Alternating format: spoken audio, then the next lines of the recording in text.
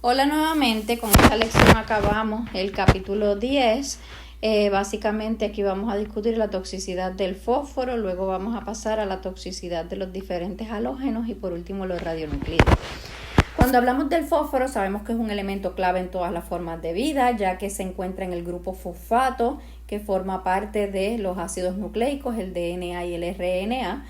Además es un componente esencial para el transporte de energía celular, como habíamos visto anteriormente, a través del ATP. El ATP es adenosina trifosfatada, así que tiene 3 grupos fosfato. Por lo tanto, el fósforo es vital para la vida, lo necesitamos en el organismo para poder vivir. Sin embargo, todo depende de la manera en la que esté ese fósforo. La forma más elemental del fósforo, que es lo que conocemos como el fósforo blanco, es altamente tóxico. El fósforo blanco o fósforo elemental está en forma de P4, son 4 átomos de fósforo unidos covalentemente.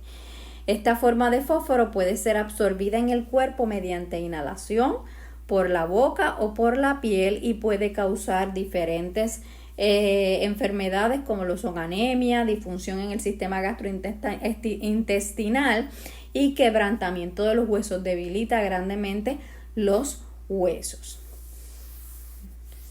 Básicamente, ¿cómo nos podemos exponer a el fósforo blanco? Pues el fósforo blanco se encuentra en los fuegos artificiales y también se encuentra en el veneno de rata. De hecho, personas que se quieren suicidar toman veneno de ratas y el fósforo los mata.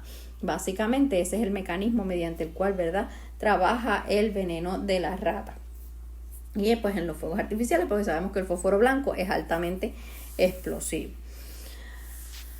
Ahora vamos a hablar un poco sobre los halógenos. Los halógenos sabemos, ¿verdad?, que son del grupo 7 en la tabla periódica. Está el flúor, el cloro, el bromo y el iodo, y básicamente todos de una manera u otra son tóxicos.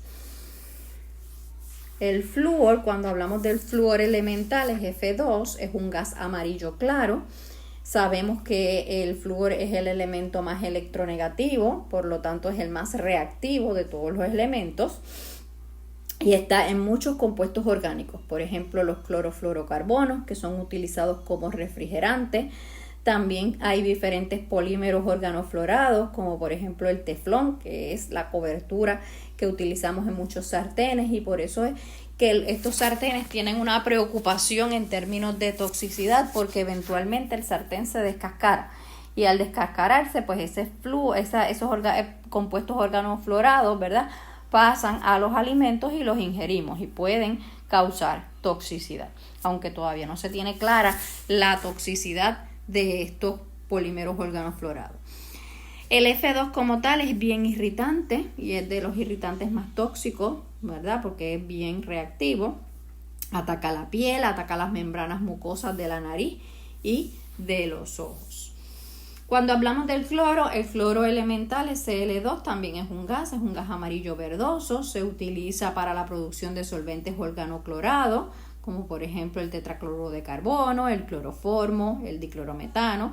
También se utiliza como desinfectante de agua. Sabemos, ¿verdad?, que ahora mismo utilizamos mucho Clorox. Pues el Clorox contiene, ¿verdad?, es una solución de hipoclorito de sodio que contiene cloro en solución. El cloro como tal es un oxidante bien fuerte y reacciona con agua para producir una solución oxidante ácida. El Cl2, si lo reaccionamos con agua, forma ácido clorhídrico y HOCl. Cuando el cloro reacciona con el tejido de la cubierta del tracto respiratorio, es bien dañino. Así que esos gases de cloro son bien dañinos. Niveles de concentraciones bien bajitas, de 10 a 20 ppm del gas, puede causar irritación inmediata del tracto respiratorio. Por eso aprovecho para decirles, ¿verdad?, que ahora mismo que estamos pasando por esta cuarentena y que estamos utilizando el cloro, el Clorox en grandes cantidades, pues tenemos que tener mucho cuidado cuando estamos limpiando con Clorox. Tenemos que estar en un espacio abierto para no respirarnos esos gases que emite el Clorox, que nos pueden causar grandes problemas respiratorios, especialmente personas que son, ¿verdad?, que son asmáticas o que están comprometidas, tienen los pulmones comprometidos.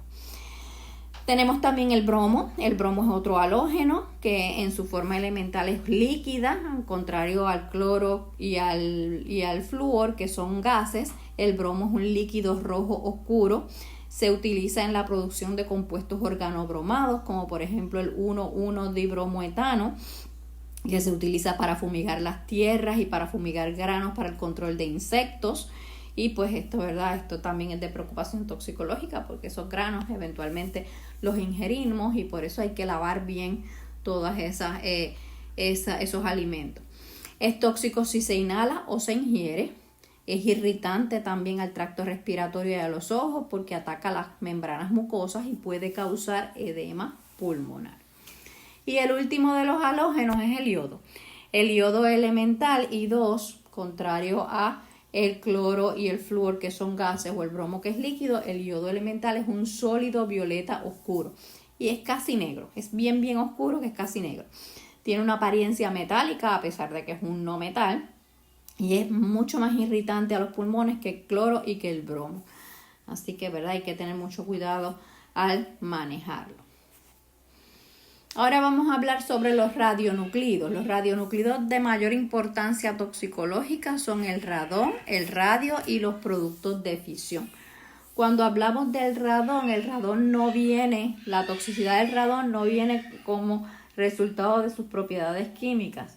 Básicamente es un gas noble, por lo cual no va a entrar en una reacción química normal, no tiene toxicidad porque reaccione con ninguna molécula biológica. El problema del radón es que es un elemento radioactivo. ¿Y qué significa que es un elemento radioactivo? Que va a emitir partículas alfa cargadas positivamente. Y al emitir esas partículas alfa cargadas positivamente dentro del organismo, pues básicamente esas partículas alfa son las formas de radioactividad más dañinas dentro del organismo. Y si entra ese radón y empieza a emitir esas partículas alfa dentro del organismo, pues ahí va a causar toxicidad. ¿Qué sucede? Los productos de decaimiento radioactivo de radón, como les dije, también emiten esas partículas alfa, que son partículas con carga positiva. Si esas partículas alfa son emitidas en los pulmones, causan daño inmediato en el tejido, lo cual puede llegar a ocasionar cáncer del pulmón. Y básicamente, ¿verdad? Esas partículas alfa son las causantes de ese cáncer del pulmón. Y por eso es que la radioactividad tiende a estar relacionada con el cáncer. Cuando hablamos del proceso de producción de radón, ¿cómo se produce radón? Pues el radón se produce mediante el decaimiento radioactivo de uranio, que pasa a radio y de radio pasa a radón.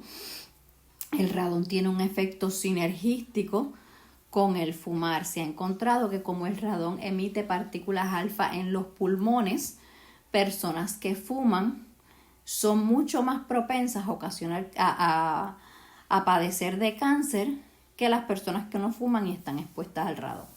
Así que básicamente, ¿verdad? Es un efecto sinergístico. El radio es otro elemento radioactivo, ¿verdad? Y de ahí es que viene precisamente la palabra radiación del radio.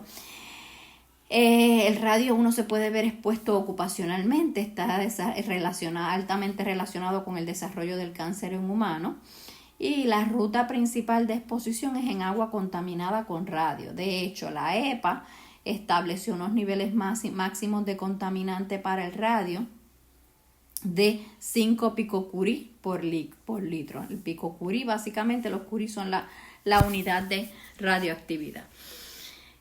Los procesos convencionales para suavizar el agua también remueven el radio, así que personas que tengan, ¿verdad?, un suavizador de agua para remover los excesos de calcio, cuando estamos hablando del agua dura, ¿verdad?, para suavizar esa agua y remover el calcio, esos procesos también remueven el radio, así que agua que venga contaminada a las casas, contaminadas con radio, puede ser limpiada mediante esos procesos convencionales. Y por último tenemos los productos de fisión. Los radionuclidos de mayor preocupación son aquellos formados como productos de fisión de armas y reactores nucleares, ¿verdad? Hemos oído hablar de armas nucleares, etcétera, pues básicamente son productos de fisión radioactivos que provienen o son similares a elementos envueltos en procesos biológicos que estos son particularmente peligrosos. Por ejemplo, cuando hablamos del yodo radioactivo, el yodo radioactivo se acumula en la tiroides. La tiroides es una glándula que controla el metabolismo, ¿verdad? Secreta las hormonas de la tiroides que controlan el metabolismo y son bien importantes. Y esa glándula de la tiroides utiliza yodo para funcionar. Si nos vemos expuestos a yodo radioactivo, la tiroides automáticamente va a absorber ese yodo radioactivo. Y ese yodo radioactivo entonces va a empezar a emitir radiación en la glándula de la tiroides, causando cáncer o algún otro tipo de daño a la tiroides. Y obviamente, eventualmente, también causando daño al metabolismo. Hay un caso bien importante en términos de la humanidad, que fue un accidente en una planta nuclear en Chernobyl.